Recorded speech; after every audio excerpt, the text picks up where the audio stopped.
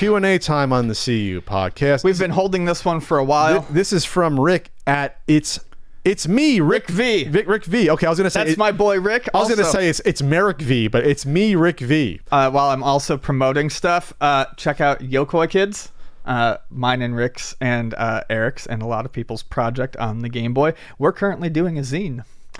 It'll be fun when that gets out. It's in production. Anyways, Rick asks, as two video games men, do you think emulation is becoming less of a dirty word in the old-timey video games community? Yes, I think it very much is.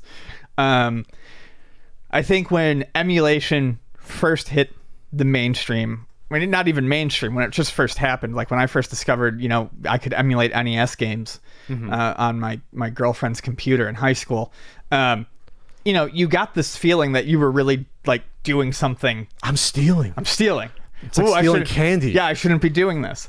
But as time goes on, there's definitely a correlation between the acceptance and the popularity now of video game preservation. As awareness of video game preservation rises, emulation becomes less and less a bad word, because it's not just a way to play your games for free like it used to be, where people would complain about that. It's now an integral part of just being able to experience video games in general, and it's an integral part to how being able to preserve games for the future. Emulation is absolutely necessary. I should also mention that there were like stores and places that were down on emulation, especially like retro game stores. Trey and I were never that way. We wouldn't actively like sell emulation in the store, but emulation, in our opinion, even back then, didn't really hurt the business. The people who weren't going to buy the games weren't going to buy them to begin with.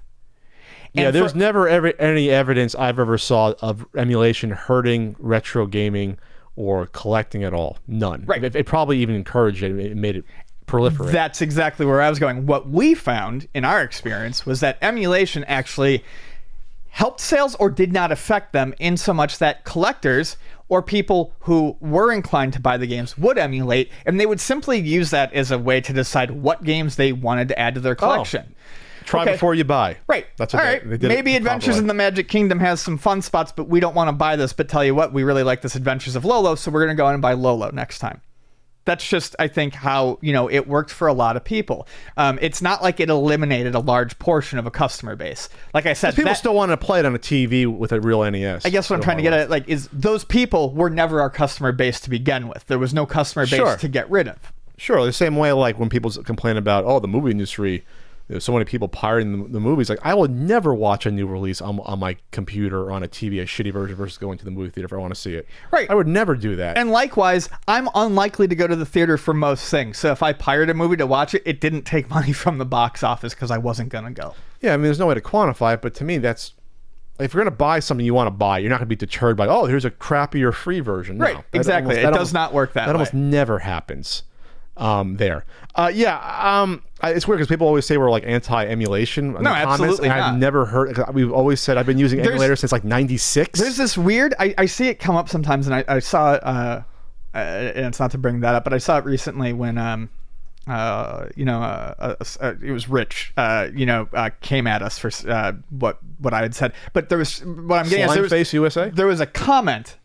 There was a response in the comments that was like, yeah, these are the bragging people, and look at what we have. And I'm like, I don't even fucking collect. Like, you could barely call me a collector. I buy Game Boy games, and sure, I collect PC Engine games, but I've never bragged about a game. In fact, I'd say go emulate everything. I don't have any real attachment to these physical objects. I just like buying stuff for the PC Engine. It's there. I think, and I just mean in general, I think there is this idea that we're anti-emulation. But, Pat's obviously a big collector, but if you wanted to look at my video game collection, if you came over to my house, I could point you to a shelf, I could point you to a card box that holds my Game Boy games, and I could point you to a small shelf that has like some PS4 physical copies and my Switch games. I don't have like a room full of video games. Well, we're going off topic, but if I really wanted to brag about my games, I would have a series bragging about my games, and it would do well on YouTube. I said, hey, look at this game worth $3,000 right here. look at this game worth $10,000. Sure. I don't do that. But I'm not trying to get that there. I'm just trying to say, yeah, we're not anti-emulation. I'm very pro-emulation. I'm very pro. I'm anti when you make money off of it, yes, and pirate and then try to fool people and counterfeit. That's where I'm against. I think most people fall in that line, or no one's almost like, yeah, pro will make bootleg games and sell them off AliExpress for $10. Almost everyone says that's wrong. You shouldn't do that for lots of different reasons. Right. But that's not emulation. That's counterfeiting. Right. That's not emulation. Totally different. It's counterfeiting. Anti-counterfeiting. Anti-counterfeiting boxes, manuals, games, anything that you can trick someone, and plus, it's horseshit. Emulation, at least the best of it, the ethical of it, the big stuff. The emulators are free. Some of them used to charge licensing keys, but most of them don't even do that anymore. No. Most emulators are free, and ROMs are free. There are at the base level, no one's making money off of it. No. What was I going to say? Yeah, you said talk about preservation. Yeah, there's a lot of things that 50 years from now, you will only be able to play some of these things through emulation anyway. Hardware emulation.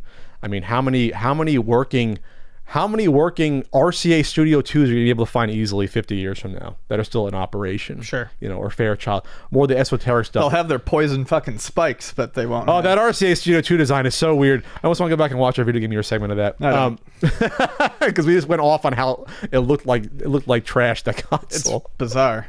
RCA, what's going on there, RCA? Anyway, but there's also emulation for things that are non-video game related that we forget about. Electronic games, things like that. Things LCD games. Yeah, more the things that are more like toys.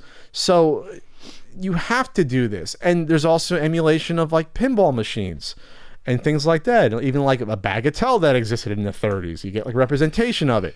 And it's a way of sharing history and a way of education. And I hope I'm not being too wholly saying that. There's a lot of positive aspects to emulation where it's not just like, oh, you're playing games for free, how dare you. No, that's not it. That's not it at all. There is a preservation factor we have to deal with here. I'm sure there's some arcade games out there that are emulated that it would take you months to find a working cabinet somewhere in the U.S. It's in someone's collection or has to be repaired. And now you can play that game from like 74. Like that, the weird, the pre-Pac-Man era of video games, I'll just say, in the 70s, where like you have those early games that are hard to find. Yep. It's just there's less and less of them out there. How many times are you going to find a Death Race arcade machine? I think I've seen them twice in my whole life. Yeah. There's some weird shit out there. What was that weird one I used to play? Not used to play. It was at the Southern California meetup. It was like that lightsaber dueling game. I don't know the name of that freaking arcade game, but damned if there's not that many of those out there to find to play that. Sure. You know what I mean? Like, it's you're saving history there, and yeah, that's all I want to say there. That's it. It's not. I don't think it's been a dirty word for like 20 years. I don't think it's been a dirty word since I can remember it. For 20 years, sure. I mean, in the 2000s it was. But in the 2000s it was even. But I think since 2010. So you only said it did 10 years. Yeah. I mean, what was it? Once Nintendo literally started using emulators on the Wii for the virtual console. I mean, was it less of a dirty word there when Nintendo admits? Yeah. Well, I don't think the average person who thought of emulation as a bad thing was really thinking about emulators on the Wii and realizing what was at play there. Yeah, Nintendo and literally going online and getting ROMs online and putting them on without they create their own ROMs for some of the games.